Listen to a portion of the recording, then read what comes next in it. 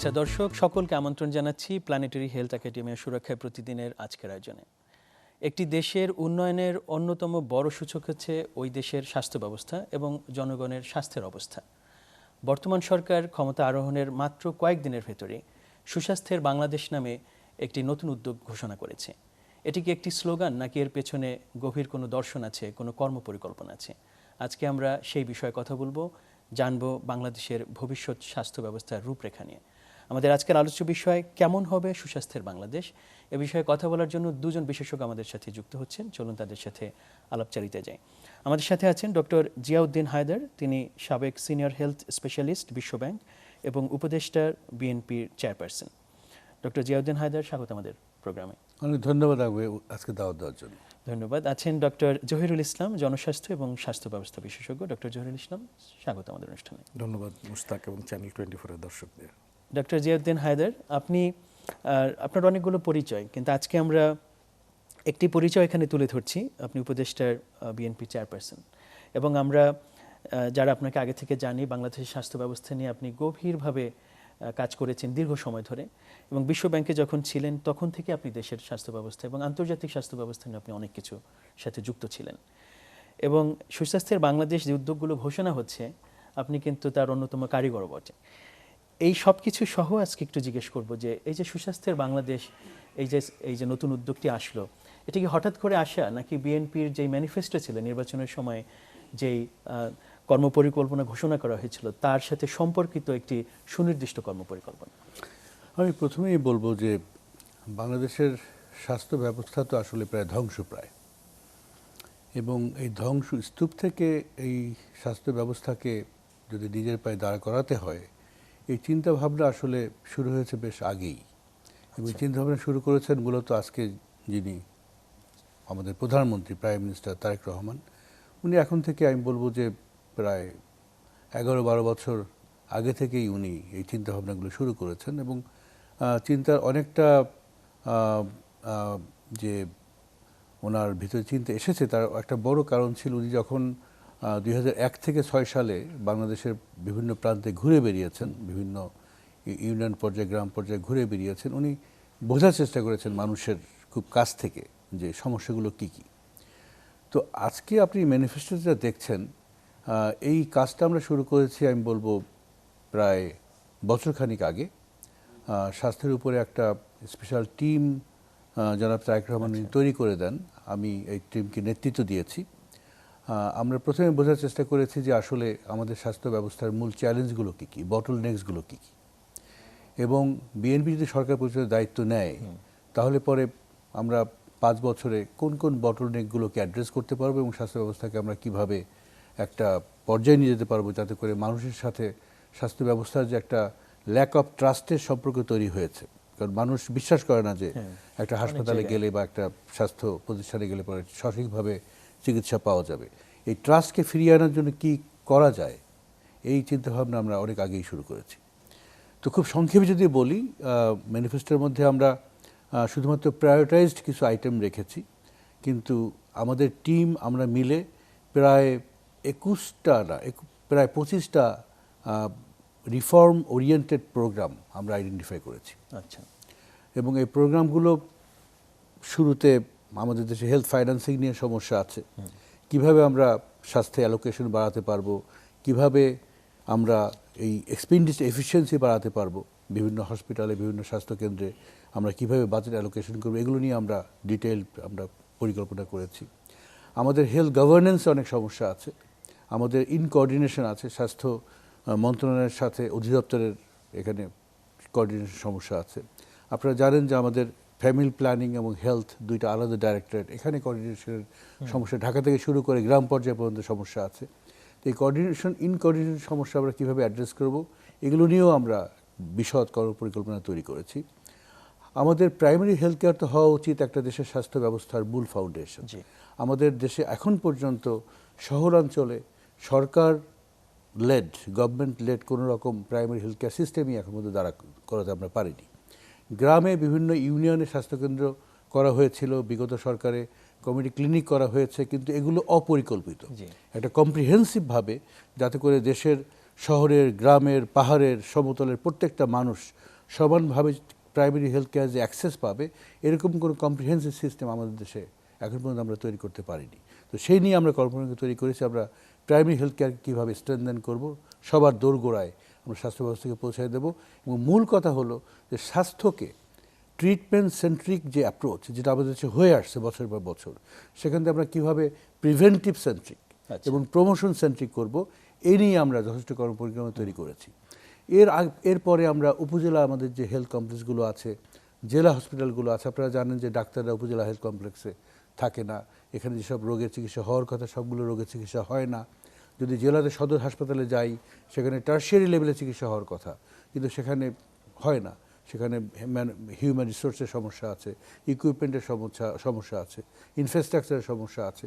এগুলোকে আমরা কিভাবে সমাধান করতে পারি তা নিয়ে আমরা কর্মপরিকল্পনা তৈরি করেছি। Ambulance is a huge issue in Bangladesh. আমাদের দেশে প্রি হসপিটাল, যেটা এমার্জেন্সি মেডিকেল সার্ভিস, এই কনসেপ্টেই অ্যাবসেন্ট আমাদের হেলথ সিস্টেমের মধ্যে। যার ফলে দেখা যায় যে কোথাও যদি কোনো এমার্জেন্সি, আগুন লাগে বা অন্য কোনো এমার্জেন্সি হয়, তখন লোকজনের মধ্যে দৌড়দৌড়ি পড়ে যায়, রিক্সায় পেশেন্ট নিয়ে যায়, সিএনজিতে পেশেন্ট নিয়ে যায়, পেশেন্টের সঠিকভাবে কেয়ার হয় না। আর আপনারা জানেন যে আমাদের যে নন কমিউনিকেবল ডিজিজ, এইটাতে কিন্তু এখন মৃত্যুর হার প্রায় 67%। হ্যাঁ, এবং এর বেশিরভাগ মৃত্যুই ঘটে, যেমন stroke, heart attack, road accident, ওই পয়েন্ট অফ অকারেন্স থেকে শুরু করে হাসপাতালে নেওয়ার আগ পর্যন্ত এর মধ্যে কিন্তু বেশিরভাগ মানুষ মারা যায়। সুতরাং pre hospital medical emergency service কীভাবে উন্নতি করব, এই নিয়ে আমরা পরিকল্পনা তৈরি করেছি। আপনারা জানেন যে ক্যাটাস্ট্রফিক যে হেলথ এক্সপেন্ডিচার, আমাদের দেশে মাত্র ৫-৬টা রোগের জন্য মানুষের কিন্তু সর্বশান্ত হয়ে যায়। একটা মধ্যবিত্ত, নিম্নবিত্ত, গরিব পরিবার যদি স্ট্রোক হয়, যদি তার হার্ট অ্যাটাক হয়, কিডনি ফেলিওর হয়, ক্যান্সার হয়, দেখা যায় যে তারা জমি জমা বিক্রি করে সর্বশান্ত হয়ে যায়। তো এদেরকে আমরা কিভাবে সরকারি পরিচর্যায়, আমরা কিভাবে স্পেশালাইজড হেলথ সার্ভিস তাদেরকে দিব। সরকারি হাসপাতালগুলো পেশেন্টে পরিপূর্ণ, এখানে লাইন অনেক লম্বা। তো লম্বা লাইন থেকে পেশেন্ট থেকে সরিয়ে আমরা কিভাবে প্রাইভেট যে আমাদের হসপিটালগুলো আছে তাদের সাথে পার্টনারশিপের ভিত্তিতে অথবা তাদের সাথে স্ট্র্যাটেজিক পারচেজিংয়ের ভিত্তিতে সরকারি তত্ত্বাবধানে আমরা কীভাবে সেবা দিব, এই নিয়েও আমরা বিশেষ কল্পনা তৈরি করেছি। এছাড়াও আমাদের দেশে হিউম্যান রিসোর্স ইন হেলথ, আমরা ডাক্তার আছে, কিন্তু অন্যান্য যে অনেক প্রফেশনাল আছে, নার্স আছে, প্যারামেডিক্স আছে, হেলথ টেকনোলজিস্ট আছে, তারা নেগলেক্টেড আমাদের সিস্টেমের মধ্যে। নার্সদের জীবন এবং তাদের যে পড়াশোনার মান, তাদের প্রফেশনাল যে পজিশনিং, এটার মান আমরা কীভাবে উন্নতি করব, এ নিয়ে আমরা অনেক আলোচনা করেছি। অন্যান্য প্যারামেডিক্সদের আমরা কীভাবে স্বাস্থ্য ব্যবস্থার মধ্যে অ্যাক্টিভ অ্যাক্টরে পরিণত করব, এই নিয়ে আমরা আলোচনা করেছি। ইভেন ডাক্তারদের যে প্রোডাকশন, আমাদের শিক্ষা ব্যবস্থা এখনও কন্টেন্ট বেসড। আমরা এমবিবিএস এই শিক্ষাকে আমরা কীভাবে কম্পিটেন্সি বেস করব, আমরা বেশি করে স্কিলস ল্যাব করব, আমরা সিমুলেশন ল্যাব করব, যাতে করে ডাক্তাররা অনেক বেশি কম্পিটেন্সি গেইন করে এবং আমাদের হেলথ সিস্টেমে যে এখনকার চ্যালেঞ্জ শুধু না, আগামী 20 বছর পরে যে চ্যালেঞ্জটা হবে, ওইটা মোকাবেলার জন্য তারা কীভাবে ইকুইপড হবে, এই নিয়ে আমরা অনেক আলোচনা করেছি। সুতরাং আমাদের অনেক আলোচনা হয়েছে হেলথের, আমাদের অনেক সমস্যা আছে, আমাদের অনেক আলোচনা হয়েছে, অনেক পরিকল্পনা আমরা তৈরি করেছি। এবং আজকে যেহেতু জনাব তারেক রহমানের নেতৃত্বে আমাদের সরকার এখন দেশ পরিচালনার দায়িত্ব নিয়েছেন, আমরা বিশ্বাস করি আগামী 5 বছরে আমরা একটা দৃশ্যমান পরিবর্তন আমাদের হেলথ সিস্টেমে নিয়ে আসতে পারবো, যাতে করে আমাদের জনগণের সাথে যে অবিশ্বাসের সম্পর্ক, সেইটা আবার বিশ্বাসের সম্পর্কে পরিণত হয়। অনেক ধন্যবাদ ডক্টর জিয়াউদ্দিন হায়দার বিষয়টা বিশদভাবে তুলে ধরার জন্য। ডক্টর জহিরুল ইসলাম, যে এই কথাগুলো আমরা শুনলাম ডক্টর জিয়াউদ্দিন হায়দারের কাছ থেকে, এই যে বিএনপি যে ম্যানিফেস্টোর মধ্য দিয়ে তাদের স্বাস্থ্য ব্যবস্থা সংস্কার কথা বলেছে এবং নতুন যে উদ্যোগের কথা বলেছে, এটি কতখানি নতুন? মানে আমাদের বিদ্যমান যেই ব্যবস্থা ছিল, আমরা তো কিছু জিনিস ইনহেরিট করেছি, আমাদের গত 54 বছরের ইতিহাস, সেখানে ছোট ছোট করে অনেক কিছু তো বিল্ড আপ হয়েছে। সেখানকার সাথে এখনকার যেই কথাগুলো আসলো, এটির মেলবন্ধনটা কেমন হবে? কি ঘটলে আমরা এক্সিস্টিং যে ফ্যাসিলিটিস আছে সেটার উপরে আমরা একটা চমৎকার একটা নতুন ব্যবস্থা বিল্ড আপ করতে পারবো বলে আপনি মনে করেন? মানে আপনার প্রথম অংশের জবাব আগে দিচ্ছি যে এটা কতখানি নতুন। আমি মনে করি যে নির্বাচনের আগ থেকেই আমরা যেটা দেখছিলাম যে রাজনৈতিক দলগুলো, ডেফিনেটলি বিএনপি সবচেয়ে বড় রাজনৈতিক দল, তারা রাজনৈতিক দলগুলো চেষ্টা করেছে নির্বাচনে স্বাস্থ্যটাকে একটা গুরুত্বপূর্ণ ইস্যু করার। আমরা সবসময় বলতাম যে রাজনৈতিক সদিচ্ছার অভাব আছে। তো এবার আমরা নির্বাচনে দেখেছি সব রাজনৈতিক দলগুলো, এমনকি নাগরিক প্ল্যাটফর্ম, স্বাস্থ্য যে একটা গুরুত্বপূর্ণ এজেন্ডা সেটা সামনে নিয়ে এসেছে এবং ডেফিনেটলি বিএনপি অন্যতম।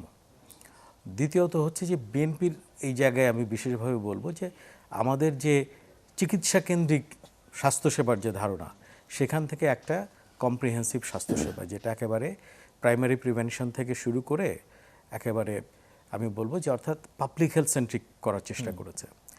থার্ড হচ্ছে যে আমি বলবো যে এবার আমরা দেখেছি প্রচুর হোমওয়ার্ক।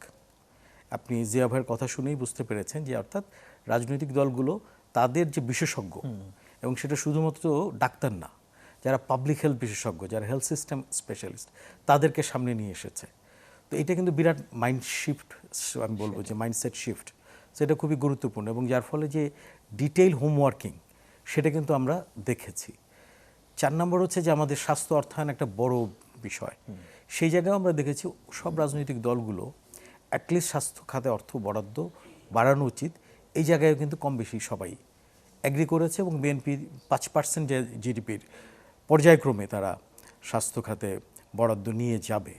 ইমিডিয়েটলি এটা কঠিন, বাট এই যে অঙ্গীকার বা সদিচ্ছা সেটাও কিন্তু আমাদেরকে আশাবাদী করে। তারপরে আমরা যদি দেখি যে নির্বাচনের পরে আমরা অনেক অঙ্গীকার করি, অনেক সদিচ্ছা দেখাই, কিন্তু ইমিডিয়েটলি এটাকে একটা অপারেশনাল প্ল্যানে নিয়ে আসা, দ্যাট ইজ ভেরি ইম্পর্টেন্ট। সেটাই প্রথম কয়েক কর্মদিবসের ভিতরেই কিন্তু এটা সামনে চলে এসেছে এবং সেটা আমি বলবো যে এটা আমাদেরকে ভীষণ রকম আশাবাদী করেছে যে এটা একদম সর্বোচ্চ জায়গা থেকে যখন হয়, আমি বলবো যে সেটা জাতিকে একটা পজিটিভ সিগন্যাল দেয় এবং এইটার একটা দৃশ্যমান পদক্ষেপ হিসেবে আমরা দেখি যে একটা সুন্দর একটা স্লোগান আমরা পেয়েছি, সুস্বাস্থ্যের বাংলাদেশ। এবং এই সুস্বাস্থ্যের বাংলাদেশ এটা বাস্তবায়ন করার জন্য আমরা যে লিডারশিপের আমি বলবো একটা ট্রিনিটি, একদিকে জিয়া ভাইয়ের মতো মানুষ আছে যারা আগে থেকে হোমওয়ার্ক করে এখানে এসেছে, রাজনৈতিক নেতৃত্ব আছে, আবার আমরা প্রতিমন্ত্রী হিসাবে পেয়েছি তিনি টেকনিক্যালি এই বিষয়ে কাজ করেছেন। তো এই ট্রিনিটি এবং তাদের উপরে যে রাজনৈতিক নেতৃত্ব আছে তারেক রহমান, আমার মনে হয় যে এই গাইডেন্সে আমাদের স্বাস্থ্য ব্যবস্থায় অনেক দূর এগিয়ে যাবে এবং এটা আমাদের স্বাস্থ্য বিষয়ে কাজ করছি দীর্ঘদিন ধরে, আমি মনে করি এটা একটা অনেক বড় অগ্রগতি, এটা বড় সূচনা। আমাদের এটার ক্ষেত্রে আমি এই সূত্র ধরে একটু আমি ডক্টর জিয়াউদ্দিন আমি একটা কথা বলি যে এটা এই উপর পর্যায়ে যেটা আছে এটাকে স্তরে স্তরে নিয়ে যেতে হবে। ধরেন যে এই যে public health is important, health system thinking is important, এটা একেবারে উপজেলা ইউনিয়ন পর্যায়ে যারা এগুলো প্রশাসক পরিচালনা করেন এবং স্বাস্থ্যের আরও অন্যান্য স্টেক হোল্ডার যারা আছে তাদের মধ্যে কিন্তু আমার মনে হয় এটা ব্যাপকভাবে প্রথিত করতে হবে, সঞ্চালন করা খুব জরুরি। এটি আমি আসতে চাচ্ছিলাম, আপনি ধন্যবাদ যে জিনিসটা আরেকটু ব্যাখ্যা করে দিলেন।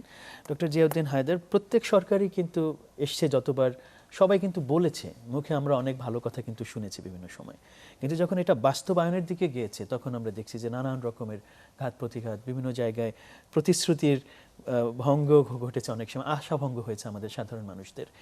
এইবার এমন কি আছে কর্মপরিকল্পনা, এমন কি আপনারা ভেবে রেখেছেন যেটা মানুষ একটু আশাবাদী হবে যে না, নতুন যে যাত্রাটা শুরু হচ্ছে সেটি সত্যি স্বাস্থ্যের এই সংস্কারের দিকে আমাদেরকে নিয়ে যাবে? এটি যদি একটু বলেন যে কোথায়। আমি প্রথমেই যেটা বলতে চাই যে এর আগে আপনারা আগের সরকার আপনারা দেখেছেন যে ওনারা মূলত ডিপেন্ড করতেন স্বপ্নের উপরে, আর আমরা বলছি যে আমরা স্বপ্নে বিশ্বাস করি না, আমরা বিশ্বাস করি পরিকল্পনায়। জনাব তারেক রহমান 25শে ডিসেম্বর যখন আমাদের দেশে প্রথম পা রাখলেন, উনি বললেন we have a plan for the people, for the country. এবং আমি আপনাদেরকে এক্সপ্লেন করলাম যে হেলথের উপরে আমরা আসলে গত 1 বছর ধরে কাজ করছি। আমাদের কাজের সাথে প্রায় জনবিষয়ক বিশেষজ্ঞ দেশের ভিতর এবং বাইরে ওনারা জড়িত আছেন এবং ওনারা আমাদেরকে ওনাদের যে সাজেশন সেগুলো আমাদেরকে দিচ্ছেন। জনাব তারেক রহমান যখন আমাদের সবার সাথে বসেছেন, উনি এটাও বলেছেন যে বিশেষজ্ঞরা শুধু প্ল্যান করলেই চলবে না, they have to be with us throughout the way. হ্যাঁ, ইমপ্লিমেন্টেশনে তাদের আমরা সম্পৃক্ত করতে চাই। আমরা দেখব যে সরকারি সিস্টেমের মধ্যে কিভাবে আমরা বিশেষজ্ঞদেরকে আমরা সম্পৃক্ত করতে পারি এবং কাজের যে গতি, সেই গতিকে আমরা বাড়াতে পারি। ওনার যে প্ল্যান, হ্যাঁ, ওনার স্বাস্থ্য নিয়ে প্ল্যান, ফ্যামিলি কার্ড নিয়ে প্ল্যান, কৃষক কার্ড নিয়ে প্ল্যান, ওনার এনভায়রনমেন্ট নদী নালা নিয়ে প্ল্যান, আলাদা আলাদাভাবে কিন্তু উনি সবার সাথে মিটিং শুরু করেছেন। স্বাস্থ্যের যে প্রথম মিটিং, এই মিটিংয়ে আমি ছিলাম। এখানে উনি মাননীয় মন্ত্রী, মাননীয় প্রতিমন্ত্রী সহ আমাদেরকে নিয়ে উনি বসেছেন এবং সেখানে অলরেডি উনি কিছু দিক নির্দেশনা দিয়েছেন যে আগামী 1 মাসের মধ্যে বা আগামী 3 মাসের মধ্যে আমরা কোন কোন প্ল্যানের কোন কোন অংশ আমরা বাস্তবায়ন করব এবং এটা উনি খুব ক্লোজলি মনিটরিং করবেন। আচ্ছা, তো তার মধ্যে ফর এক্সাম্পল আমাদের দেখতে হবে যে ইমিডিয়েটলি আমরা কী করতে পারি। হ্যাঁ, তার মধ্যে আছে যে আমরা যে প্রাইমারি হেলথ কেয়ারের কথা বলছি, তো এই প্রাইমারি হেলথ কেয়ার যে ইউনিটের কথা আমি আগেও বলেছি যে একটা ইউনিয়নে একটি স্বাস্থ্যকেন্দ্র থাকবে, একটা স্বাস্থ্যকেন্দ্রের নিচে 3টি হেলথ হাব বা কমিউনিটি ক্লিনিকের মতো ওই আদলে থাকবে, যাদের মূল কাজই হবে প্রিভেনশন এবং promotion, health prevention and promotion.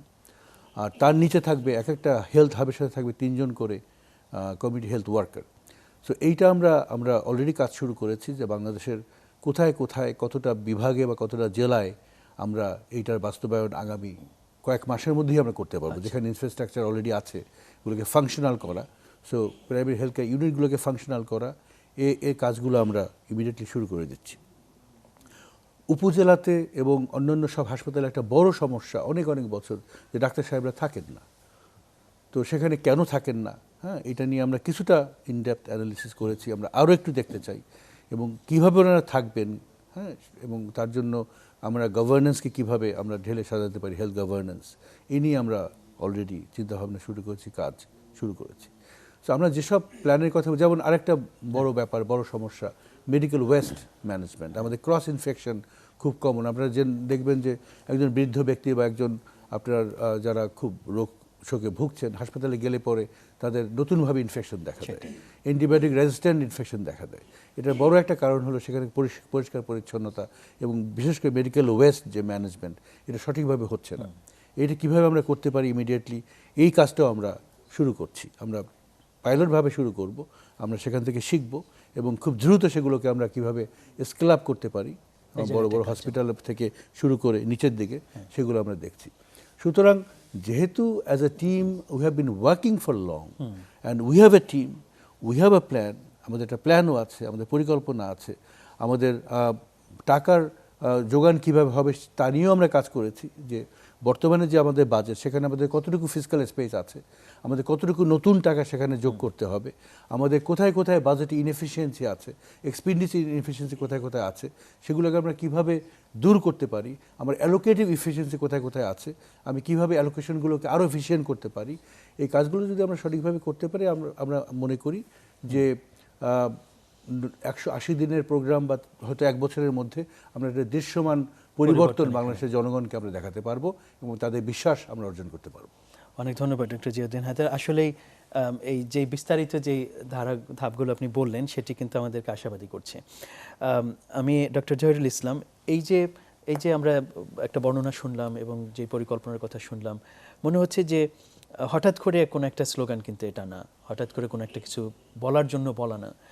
এরকম একটি বিষয়ে যদি আগাতে চায় সরকার, আমাদের তো আরও অন্যান্য স্টেক হোল্ডার আছে, আমাদের বেসরকারি অনেক প্রতিষ্ঠান আছে, তাদের এখানে কিভাবে সম্পৃক্ত করা জরুরি এবং সেটি যদি করতে হয় তাহলে উভয় পক্ষ থেকে কি উদ্যোগগুলো নেওয়া দরকার বলে আপনি মনে করেন? আচ্ছা, আমি প্রথমে বলিনি যে সরকারের যেটা বলে পলিটিক্যাল টিম, যেটা দ্যাট ইজ রেডি। এখন প্রশাসনটাকে শক্তিশালী করা, প্রশাসনিক নেতৃত্বটাকেও আমাদের একেবারে মাঠ পর্যায় পর্যন্ত রিয়েলি কমিটেড লোক বাছাই করে সেখানে দিতে হবে। দ্বিতীয়ত হচ্ছে যে আমরা যদি দেখি আমাদের উন্নয়ন বাজেটের যে ব্যয় সক্ষমতা, সেই জায়গায় দেখা যাচ্ছে যে আমরা কয়েক বছর ধরেই আমরা দেখছি যে আমরা খরচ করতে পারছি না। তো এবারও কিন্তু খুব ভালো অবস্থায় নেই। তার একটা বড় কারণ হচ্ছে যে কিছু মৌলিক সিদ্ধান্ত বা ডিরেকশন না, আমার মনে হয় এখন জরুরি। যে আমরা আগে একসময় একটা সেক্টর প্রোগ্রামে ছিলাম, এই ইন্টারিম সরকারের সময় আমরা দেখলাম যে সেক্টর প্রোগ্রাম থেকে বেরিয়ে আসছে।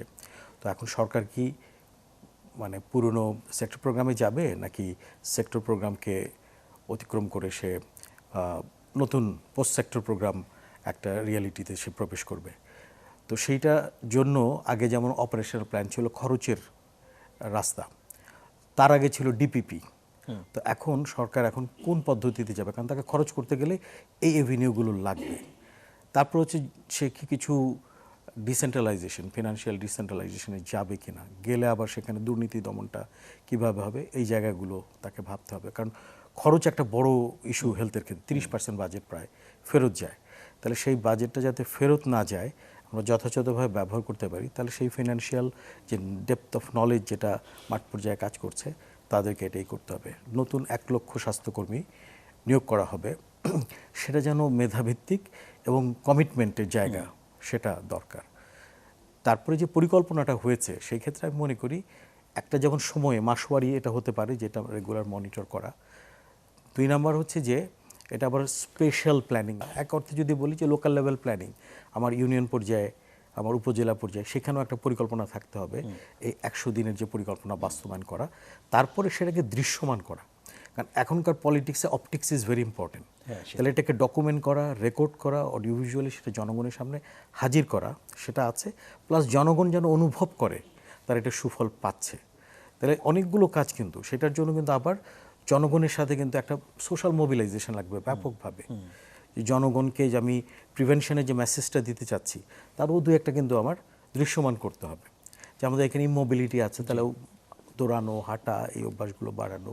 বা আমার এখানে নন কমিউনিকেবল ডিজিজের যেমন এক ধরনের প্রিভেনশন, কমিউনিকেবল ডিজিজের এক ধরনের প্রিভেনশন, আবার আমাদের এখানে নিউট্রিশনের যে প্রবলেমগুলো আছে সেটার আরেক ধরনের প্রিভেনশন। তাহলে সেগুলো আরও অনেক ছোট ছোট পরিকল্পনা আছে, যেটার জন্য কিন্তু আমাদের এখন যেটা করতে হবে মোর ডিটেইল প্ল্যানিং, সেই জায়গাটা ধরে ধরে করা এবং ফলো আপ করা। সেই ক্ষেত্রে আমি মনে করি যে সরকার এককভাবে পারবে না। এনজিওরা আছে, দীর্ঘদিন ধরে তারা সেবা দিয়ে যাচ্ছে। আমাদের এখানে প্রাইভেট সেক্টর আছে, তারাও আছে। ফলে সেইটাকেও যেন, আমি সবসময় বলি যে আমাদের স্বাস্থ্যক্ষেত্রে কিন্তু বৈষম্য বেড়েছে, তাহলে সেই বৈষম্যটা কমে নিয়ে আসা, আমরা আউট অফ পকেট এক্সপেন্ডিচার এগুলো কমিয়ে নিয়ে আসা, সেই সমস্ত কিছু বিবেচনায় রেখেই এখন হয়তো আমি একটা ছোট স্টেপ দিচ্ছি, বাট আমার অনেক দূরবর্তী গন্তব্য রেখে যেন আমি এই স্টেপটা দিতে পারি। ফলে এই আর্টিকুলেশনটা দরকার, এই কোঅর্ডিনেশনটা দরকার চিন্তা এবং কাজের মধ্যে। ধন্যবাদ ডক্টর জহিরুল ইসলাম। আমরা যদি একটা ইম্পর্টেন্ট কম্পোনেন্ট আমি এখানে একটু নিয়ে আসবো আপনার জন্য ডক্টর জিয়াউদ্দিন হায়দার, যে জনসম্পৃক্ততা, যেটা যেমন আমরা ছোটোবেলায় যখন বেড়ে উঠেছি, আপনারও মনে থাকার কথা, 80-র দশকে বা 90-র দশকেও কিন্তু টেলিভিশন কেন্দ্রিক যেসব ক্যাম্পেইন ছিল অত্যন্ত সাকসেসফুল ছিল। কিন্তু HIV রিলেটেড যেসব ক্যাম্পেইন হয়েছে, আমাদের ওই সময় ভিটামিন A কেন্দ্রিক, যেমন রোগবালাই তো আছে দুনিয়ায়, ভালো থাকার আসে যে উপায়, আমি ছোটোবেলায় শুনেছি, এখনও মনে আছে। এই ক্যাম্পেইন রিলেটেড এবং মানুষগুলোকে সম্পৃক্ত করা, হেলথ কমিউনিকেশনের জায়গাগুলোতে খুব স্বচ্ছ এবং সহজ মাধ্যমগুলোকে ব্যবহার করা, সেইটি কিন্তু আমি দেখেছি যে ডিটোরিয়েট করেছে। আমরা কিন্তু হারিয়েছি গত এক দশকে বা আরও লম্বা সময় ধরে। এখানে আরও আগানোর কথা ছিল, কিন্তু আমরা পিছিয়েছি। আপনাদের কি এবার কি এটাকে শক্তিশালী করার কোনো বিশেষ উদ্যোগ আছে কিনা? এবং যেহেতু প্রিভেনশনের কথা বলছেন, যে রোগ প্রতিরোধ ব্যবস্থা, সেখানে এই যে সকালে মানুষকে একটু হাঁটতে উদ্বুদ্ধ করা, আমাদের দেশে কিন্তু অনেক মর্নিং ওয়াকিং ক্লাব আছে, ছোট ছোট অনেক জায়গায় আছে, দেখবেন কমিউনিটি কাজ করছে। তাদেরকে একটু উস্কে দিলে, তাদেরকে একটু এনকারেজ করলেই কিন্তু দেখবেন যে পুরো দেশব্যাপী একটা আন্দোলন শুরু হয়ে গেছে। এগুলোকে কি ছোট ছোট করে যুক্ত করা যায় ডক্টর জিয়াউদ্দিন? হেলথ কেয়ার ডেলিভারিতে জনগণের সম্পৃক্ততা আমি বলি একটা বেসিক ইস্যু। আমরা যদি জনগণকে সম্পৃক্ত করতে না পারি, তাহলে পরে আমরা যে প্রিভেন্টিভ হেলথ কেয়ারের কথা বলছি, এটার উদ্দেশ্য কখনোই সফল হবে না। আর ভালো দিক হলো আমাদের দেশের কিন্তু বেশ কিছু ভালো এক্সাম্পল আছে। একটা এক্সাম্পল যেটা আমি বলবো যে পৃথিবীর মধ্যে ইউনিক, সেটা হলো ব্রাকের যে প্রথম তারা জাতীয় পর্যায়ে যে কাজ করেছিল ডায়রিয়ার বিরুদ্ধে, লবণ, গুড়, যে স্যালাইন, তারা ঘরে ঘরে, বাংলাদেশের প্রতিটি ঘরে যে শিখিয়েছে 1 চিমটি লবণ, 1 মুঠো গুড় আর 1 লিটার বিশুদ্ধ পানি দিয়ে কীভাবে স্যালাইন তৈরি করা যায়। এখানে ব্যাপকভাবে জনগণ সম্পৃক্ত হয়েছিল এবং তার সুফল আজকে আমরা পাচ্ছি। আমাদের দেশে ডায়রিয়া রেট অনেক অনেক কমে গেছে। আমরা যে প্ল্যান তৈরি করেছি, আমি বললাম যে গত 1 বছর ধরে আমরা কাজ করছি, আমরা এনজিওর সাথে পার্টনারশিপ এবং সিভিল সোসাইটির পার্টনারশিপ, এইটাকে কিন্তু আমরা ফোরফ্রন্ট এনেছি। আমরা ব্রাক সহ অন্যান্য যে এনজিওরা আছে বাংলাদেশের হেলথ সার্ভিসে যারা ভালো কাজ করছে, এদের সাথে আমরা বসেছি। ওনাদের যেগুলো ভালো ভালো প্রোগ্রাম, সেগুলো আমরা দেখার চেষ্টা করেছি। যেমন ওয়েস্ট ম্যানেজমেন্ট, আমরা কক্সবাজারে গিয়েছি, সেখানে ব্রাক ওয়ার্ল্ড ব্যাংকের অর্থ সাহায্যে কম্প্রিহেন্সিভ ওয়েস্ট ম্যানেজমেন্ট একটা প্রকল্প তৈরি করেছে এবং প্লাস্টিক ওয়েস্ট দিয়ে তারা ফার্নিচার তৈরি করছে। তো আমরা এইসব জায়গা থেকে আমরা লেসন্স লার্ন করার চেষ্টা করেছি এবং আমরা মনে করি যে আমাদের প্রাইমারি হেলথ কেয়ারের যে অ্যাম্বিশাস যে প্রোগ্রামের কথা আমি বললাম, যে বাংলাদেশের প্রতি প্রান্তে প্রতিটি মানুষের assigned primary health care unit থাকবে, and they will have access to free primary health care service. শহরে এবং গ্রামে এখানে এনজিওদের সাথে আমাদের পার্টনারশিপ লাগবে হেলথ প্রমোশনের জন্য। আমাদের নেতা জনাব তারেক রহমান বলেছেন যে আমরা স্বাস্থ্যকে জনগণের দোরগোড়ায় নিয়ে যাব। আমরা চাই বাংলাদেশের প্রত্যেকটা অ্যাডাল্ট মেল এবং ফিমেল, হ্যাঁ, তাদের বেসিক কিছু প্যারামিটার্স, তাদের ব্লাড প্রেশার, তাদের ব্লাড গ্লুকোজ, হ্যাঁ, তাদের মেন্টাল হেলথ, হ্যাঁ, এগুলোকে আমরা স্ক্রিনিং করতে চাই যাতে রোগ প্রোগ্রেশনের আগেই আইডেন্টিফাই করা যায় এবং তাদের যে হেলথ প্রমোশন, আপনি যেটা বললেন যে অনেক ক্লাব আছে হাঁটাহাঁটি করে খাবার, তো ওনারা যদি প্রথম থেকেই ব্লাড প্রেশার যখন বাড়তে শুরু করে বা সুগার যখন একটু একটু বাড়তে শুরু করে, তখন যদি ওনারা জানেন যে ওনারা কী খাবেন কী খাবেন না, কতটুকু হাঁটবেন, হ্যাঁ, তাহলে পরে ওই যে আমি বললাম যে ক্যাটাস্ট্রফিক হেলথ এক্সপেন্ডিচার ওই পর্যন্ত আর কারো যাওয়া লাগবে না। তার আগেই এই রোগগুলোকে তারা নিজেরাই কন্ট্রোল করতে পারবে, গ্রামে থেকে ঘরে থেকেই কন্ট্রোল করতে পারবে। এবং তার ফলে আমার ভাই বললেন যে আউট অফ পকেট এক্সপেন্ডিচার বাংলাদেশে 73-74%। আমরা মনে করি যদি আমরা প্রিভেনশনকে আসলে এফেক্টিভ করতে পারি, দ্যাট ইজ দ্য ওয়ে, হ্যাঁ, to reduce out of pocket expenditure. অন্যান্য আরও মেজার্স আছে, কিন্তু প্রিভেনশনকে যদি আমরা স্ট্রেনথেন করতে পারি, আমার মনে হয় যে আমরা অনেক বেশি সাশ্রয়ী হতে পারবো। জি, আমি এটা সূত্র ধরে আরেকটুখানি একটু এক্সটেন্ড করতে চাই আপনার সাথে, যে আমাদের দেশে এখন যেসব রোগের যে প্রাদুর্ভাব যেগুলো বেড়েছে, আপনি এক পর্যায়ে বলেছেন যে আমাদের নন কমিউনিকেবল ডিজিজের ভেতরে, অর্থাৎ অসংক্রামক ব্যাধি, যেমন হৃদরোগের কথা বলেছেন, ক্যান্সার, কিডনি অসুখ, এগুলো কিন্তু মারাত্মকভাবেই বাড়ছে এবং আমাদের তরুণ জনগোষ্ঠীরাও কিন্তু এটা আক্রান্ত হচ্ছে। একটা সময় বলা হতো যে ক্যান্সার একটু বয়স্কদের হবে, কিন্তু এখন আপনি নিশ্চয়ই জানেন যে অনেক ইয়াং তারা কোলন ক্যান্সার অথবা মেয়েরা ব্রেস্ট ক্যান্সার এগুলোতে আক্রান্ত হচ্ছে। আলাদা করে কি তরুণদেরকে সম্পৃক্ত করে তরুণদের জন্য কি কিছু ভাবা হয়েছে, এবং কিভাবে তাদের স্বাস্থ্য এবং তাদেরকে সম্পৃক্ততার জায়গাটা কিভাবে আমরা এই আন্দোলনের নিয়ে আসবো, এ বিষয়ে একটু যদি কিছু বলেন আলাদা করে। অ্যাডোলেসেন্ট ফ্রেন্ডলি হেলথ কেয়ার তো আমাদেরকে চিন্তা করতেই হবে, তাছাড়াও আমাদের disable friendly health care, elderly friendly health care, হ্যাঁ, সবার জন্যই আমাদের হেলথ কেয়ারকে ফ্রেন্ডলি করতে হবে। আপনি যে অসংক্রামক রোগের কথা বললেন, এখানে আমাদের দেশে যেটা সিস্টেম্যাটিক্যালি নেগলেক্টেড হয়ে আসছে সেটা হলো আমরা সোশ্যাল ডিটারমিনেন্টস অফ হেলথ, আমরা আসলে এটা নিয়ে খুব একটা চিন্তাভাবনা করি না। আমরা বইতে পড়ি, কিন্তু সেটাকে আমরা অ্যাপ্লাই করি না, আমাদের হেলথ সিস্টেমের মধ্যে এটাকে আমরা ইনকর্পোরেট করি না। আমাদেরকে দেখতে হবে যে কোন কোন সোশ্যাল ডিটারমিনেন্ট, হ্যাঁ, ইনক্লুডিং তাদের লিভিং বিহেভিয়ার, হ্যাঁ, তাদের ফুড ইটিং বিহেভিয়ার, হ্যাঁ, আমাদের যে এনভায়রনমেন্টাল যে সমস্যাগুলো আছে, পলিউশনগুলো আছে, ঢাকার বাতাসে দূষণের মাত্রা পৃথিবীর মধ্যে ওয়ান অফ দ্য হাইয়েস্ট।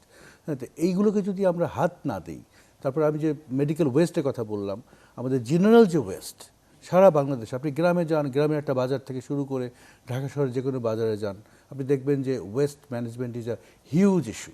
হ্যাঁ, কিন্তু আজকে পৃথিবীতে টেকনোলজি আছে, we can convert this West into resources. আমরা অর্গানিক সার তৈরি করতে পারি, আমরা ইলেকট্রিসিটি তৈরি করতে পারি, আমরা জ্বালানি তৈরি করতে পারি, হ্যাঁ, কিন্তু এর জন্য দরকার systematic planning and systematic approach. তো এই চিন্তাভাবনাগুলো আমাদের আছে, আমরা দেখার চেষ্টা করছি পৃথিবীতে কী বেস্ট প্র্যাকটিসেস কোথায় কোথায় আছে, আমরা কিভাবে সামাজিক এই যে এনজিওদের সাথে কাজ করে, আমরা সিভিল সোসাইটির সাথে কাজ করে আমরা কীভাবে সামাজিক বিপ্লবে পরিণত করতে পারি, মানুষকে জনসচেতনতার মাধ্যমে এই ওয়েস্টকে ম্যানেজ করতে পারি, এগুলো যদি করতে পারি আমার মনে হয় তাহলে পরেই আমরা একটা কম্প্রিহেন্সিভভাবে এই নন কমিউনিকেবল ডিজিজের যে একটা প্রাদুর্ভাব, যে ঘোড়ার মতো বলগাহীন ঘোড়ার মতো সামনের দিকে আগাচ্ছে, এইটাকে আমরা তখন এদের লাগাম আমরা টেনে ধরতে পারবো। সেটি, ধন্যবাদ ডক্টর জিয়াউদ্দিন হায়দার। ডক্টর জহির, আমরা যেই কথাগুলো শুনলাম, ডক্টর জিয়াউদ্দিন হায়দার আমাদের দীর্ঘদিনের পরিচিত, তাকে বিভিন্ন সময় আমরা কিন্তু একজন বিশেষজ্ঞ হিসেবে এই অনুষ্ঠানে এনেছি, অনেক কথা শুনেছি। আজকে তিনি একটু ভিন্ন পরিচয়ে এসেছেন এবং দেশকে সামনে এগিয়ে নেওয়ার ক্ষেত্রে যারা ভূমিকা রাখছেন তাদের মধ্যে তিনি একজন যুক্ত হয়েছেন। এটা আমাদের জন্য খুব ইতিবাচক দিক, কিন্তু আবার কিছু ভয় কিন্তু কাজ করে যে এটি যেমন বিশেষজ্ঞ জায়গা যেটা একরকম, কিন্তু যখন পলিসিতে, বৃহত্তর পলিসিতে যখন যায়, যখন এরকম একটি বিল সংসদে যাবে, যখন জনপ্রতিনিধিরা এর সাথে যুক্ত হবেন, তখন কিন্তু এখানে আরও অনেক রকমের অনিশ্চয়তা যুক্ত হয়। আপনি কি একটু আপনার অভিজ্ঞতা থেকে বলবেন যে এটাকে সামগ্রিকভাবে এগিয়ে নেওয়ার জন্য ডক্টর জিয়াউদ্দিন হায়দার সব কথা বললেন, কিভাবে এটাকে টেকসই করা যায় এবং সামগ্রিক উন্নয়নের দিকে নিয়ে যাওয়ার জন্য কি করণীয়? আমার মনে হয় জিয়া ভাই শুরুতে যেটা বলেছে যে বিএনপি তার স্বাস্থ্য সম্পর্কিত যে ভাবনা, প্রিভেনশন, হেলথ কেয়ার, এগুলো একটা একটা স্বাস্থ্য ব্যবস্থা ব্যাকবোন বলেছে এবং আরও বিস্তারিত আলোচনাগুলো করেছে। ফলে এই কারণেই তো জনগণ তাকে ম্যান্ডেট দিয়েছে এবং এই ম্যান্ডেট শুধু অর্ডিনারি ম্যান্ডেট না, পার্লামেন্টারি পলিটিক্স এটা ওভারওয়েলমিং ম্যান্ডেট। সো এটা একটা। 2 নাম্বার হচ্ছে যে নেতৃত্ব যারা আছে এখন স্বাস্থ্যের জায়গা থেকে, দে আর অলসো ভেরি কমিটেড এবং তাদের সবার উপরে আছেন তারেক রহমান ক্যাপ্টেন। তো উনিও এটা সিরিয়াসলি নিয়েছেন এবং শুধু এই বিষয় নয়, সব বিষয়ে তার বডি ল্যাঙ্গুয়েজে বোঝা যাচ্ছে যে হি ইজ ভেরি সিরিয়াস এবং সেই মেসেজটা উনি দিচ্ছেন এবং ছুটির দিন অফিস করছেন। সো ফলে আমি ব্যক্তিগতভাবে মনে করি তাকে যারা অনুসরণ করে তাকে ফলো করা উচিত এবং এই মেসেজটা আমার মনে হয় যে উনি আরও সিরিয়াসলি পৌঁছে দিবেন। কারণ স্বাস্থ্য অনেক জটিল, অন্যান্য জায়গায় জটিল কিন্তু স্বাস্থ্য অনেক বেশি জটিল। এই জায়গায় আমি ব্যক্তিগতভাবে মনে করি তারেক রহমান যদি ক্যাপ্টেনশিপটা নেন, উনি এটাকে বাংলাদেশের মানুষ তাকে চিরজীবন মনে রাখবে এবং আমার মনে হয় যে তার সেই আকাঙ্ক্ষা অঙ্গীকার আছে। ইউকেতে উনি দীর্ঘদিন ছিলেন, ওখানে এনএইচএস যেটা আছে সেটা দেখেছেন। আমাদের প্রতিমন্ত্রীও ইউকেতে ছিলেন অনেক দিন, এনএইচএস দেখেছেন এবং বলা হয় ইউকেতে এনএইচএস হচ্ছে ধর্মের পরে যদি কিছু একটা থেকে থাকে অনেকটা সেই রকমই। রবীন্দ্রনাথ বলেছেন মরিতে চাহি না আমি সুন্দর ভুবনে। তো আমার সার্ভাইভাল ইজ দ্য ফার্স্ট, আমি বলবো। তো সেই জায়গায় আমি ব্যক্তিগতভাবে মনে করি যে পার্লামেন্টেরিয়ান যারা আছেন তাদেরও আমি মনে করি যে এখানে একটা পার্লামেন্টারি ককাস ফর্ম করা যেতে পারে, অর্থাৎ ব্রডার কোয়ালিশন বিল্ড করা। অর্থাৎ অন্য এরিয়ার সহায়তা কিন্তু আমার স্বাস্থ্যের জন্য লাগবে, স্বাস্থ্যের জন্য আমার প্রপার একটা কৃষিনীতি লাগবে। আমি কৃষিতে যদি আমি ক্ষতিকর সার ব্যবহার করি, কীটনাশক ব্যবহার করি, কৃষককে এফেক্ট করবে। আর কৃষিতে যুক্ত আমাদের জনগোষ্ঠীর একটা বড় অংশ। আমি যদি খাদ্য মন্ত্রণালয় ঠিক মতো কাজ না করে, ভেজাল খাদ্য যদি পাই, তো কাজেই আমরা যেটা বলি না হেলথ ইন অল পলিসিস, তো সেই জায়গায় এই উদ্যোগগুলো লাগবে যাতে অন্যদেরকেও আমরা সঠিক তথ্যটা করতে পারি এবং হেলথ ককাসটা আজকে জরুরি হয়ে গেছে। তো সেইটাও আমার মনে হয় যে জিয়া ভাইরা ভাববেন। আর আমরা যেটা বলি যে হারভেস্টিং দ্য ডিজিটাল টেকনোলজি, যেটা একটা বড় অপরচুনিটি হিসাবে এসছে, এটাকে আমাদের কাজে লাগাতে হবে। এটা প্রোগ্রাম মনিটরিংয়ের জায়গা থেকেও কাজে লাগাতে হবে, মানুষকে তথ্য দেওয়ার ক্ষেত্রেও কাজে লাগাতে হবে, আবার একটা প্রপার রেফারেলের জন্য আমরা কাজে লাগাতে হবে। অর্থাৎ এটা একটা অসম্ভব সম্ভাবনার জায়গা তৈরি করেছে, যে জায়গাটা যেন আমরা কাজে লাগাই। তো ওই জায়গায় মনে করি যে প্রত্যেকটা কনস্টিটিউয়েন্সির জনগণও যদি দাবি করে, ওই এলাকার এমপি কিন্তু স্বাস্থ্য, প্রত্যেকেই চায় তার এলাকায় হাসপাতাল হোক, কিন্তু একটা স্বাস্থ্য ব্যবস্থা গড়ে তোলা, সেটার জন্য তাদেরকে আমার মনে হয় যে আমরা যদি এই ককাস গড়ে ওঠে, আলোচনা হয়, তারা প্রত্যেকেই বুদ্ধিমান মানুষ, তারা বুঝতে পারবেন, যুক্ত হবেন এর সাথে। এটা তাকে ডিভিডেন্ড দেবে। আমি বলবো যে কনস্টিটিউয়েন্সিতে তাকে একটা ভোটের ডিভিডেন্ড দেবে। সেটি। ধন্যবাদ ডক্টর জহির। ডক্টর জিয়াউদ্দিন হায়দার, একেবারেই শেষের দিকে চলে এসেছি। আপনার পরিশ্রম এবং আপনার যে কন্ট্রিবিউশন, সেটা আমরা কিন্তু স্বীকার করি যে আজকে যেই টপিক নিয়ে আমরা কথা বলছি, সেখানে আপনি নেতৃত্ব দিয়েছেন। আসলে বর্তমান সরকার যেই পলিসি নিয়ে আগাচ্ছে, সেগুলো তৈরি হওয়ার পেছনে আপনি কাজ করেছেন। আমরা যদি সামনের দিকে একটু তাকাই, আপনি ব্যক্তি ডক্টর জিয়াউদ্দিন হায়দার একভাবে দেখেছেন, এখন একটি বড় সিস্টেমের সাথে আপনি যুক্ত হচ্ছেন। আপনার দৃষ্টিতে এখন থেকে 5 বছর, 10 বছর বা 15 বছর পরে নিজের কন্ট্রিবিউশনটা যদি চিন্তা করেন স্বাস্থ্যক্ষেত্রে, কোন জিনিসটা আপনাকে সন্তুষ্টি দেবে যদি আপনি সফলতা দেখেন এখন থেকে 20 বছর পরে, 20 বছর পিছনের দিকে তাকিয়ে কি আপনাকে সন্তুষ্ট করবে? একটু হাইপোথেটিক্যাল কোশ্চেন, কিন্তু আমি আগের টপিকে একটু সামান্য কয়েক সেকেন্ড কথা বলতে চাই। যে আমরা প্ল্যান তৈরি করেছি আমাদের মাননীয় প্রধানমন্ত্রী জনাব তারেক রহমানের নেতৃত্বে, বিশেষজ্ঞরা, কিন্তু আমরা কিন্তু প্ল্যান তৈরি করে আমাদের আজকে যারা মেম্বার অফ পার্লামেন্ট হয়েছেন, হ্যাঁ, ওনাদের বাইন কিন্তু আমরা নিয়েছি। আচ্ছা, ওনারা যখন ক্যান্ডিডেট হিসাবে ফাইনাল হলেন, আমরা ওনাদের সবাইকে আমরা নিয়ে এসে আমাদের এই প্ল্যান ওনাদের কাছে প্রেজেন্ট করেছি, ওনারা আলোচনা করেছেন।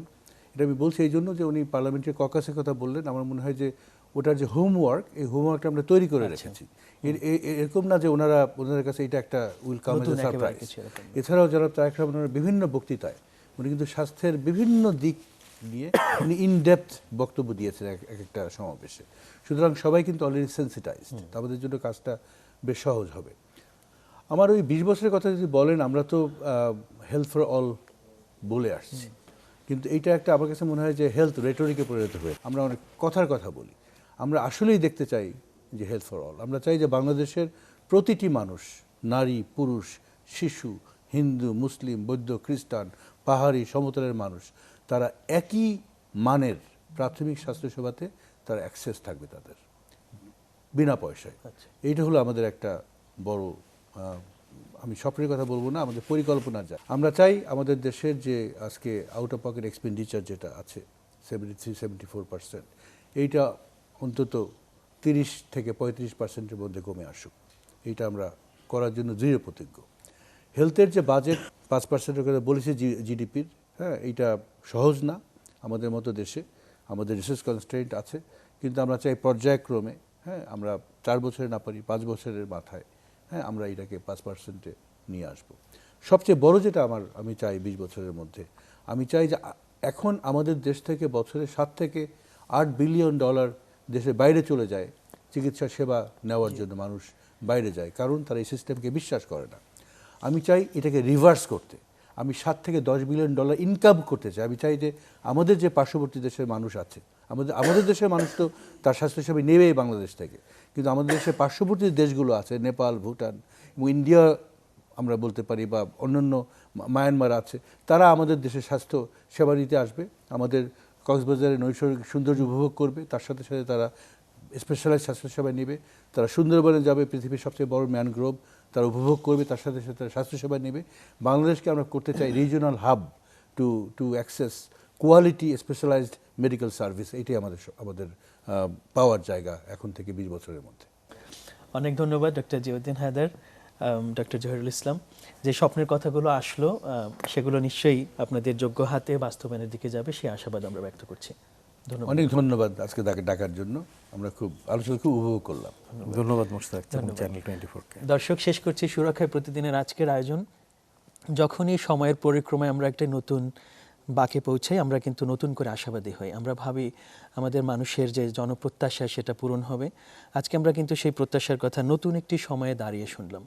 পৃথিবীও কিন্তু একটি নতুন সময়ে দাঁড়িয়ে আছে। আমরা শুনছি প্রযুক্তির নতুন বিপ্লব, এবং সেরকম একটি সময়ে বাংলাদেশও ইতিহাসের একটি যুগ সন্ধিক্ষণে।